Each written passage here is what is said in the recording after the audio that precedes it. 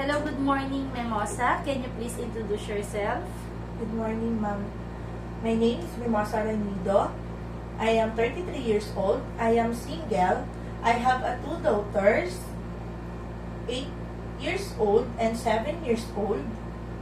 My educational attainment, I graduate at Computer Science Technological College Incorporated, Sariaya, Quezon, course by Business Management Information Technology.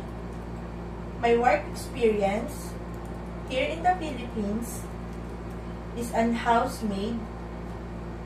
Work for 2 years.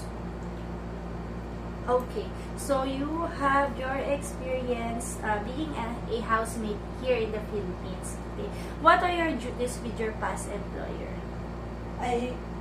My employer have a toddler and a household chore. Do you also do cooking? Yes, ma'am. How about marketing? Yes, ma'am. May I know how old are the toddler? The toddler is 3 years old. 3 years old. Okay, so why do you want to work in Hong Kong?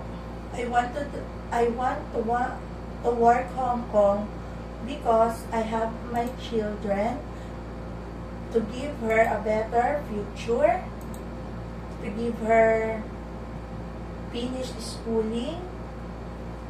Okay, so in taking care of the toddler or the kids, what are the important things that you need to do? Important things. Oh, yes. Okay. How do you take care of them? Do you prepare food? Yes, ma'am. I prepare food. I'm playing him. I'm carrying him. Do you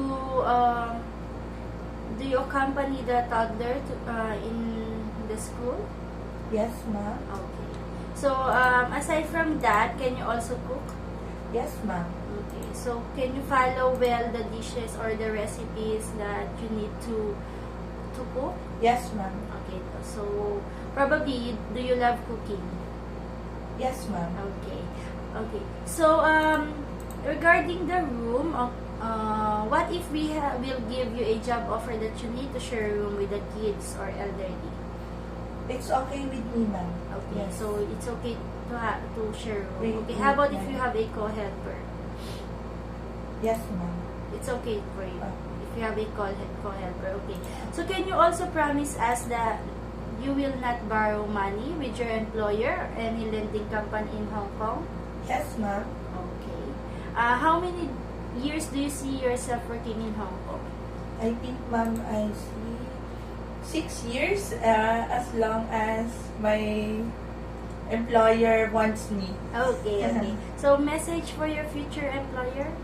To my future employer, please choose me because I am a trustworthy, honesty, dedicated to the work, and light humor.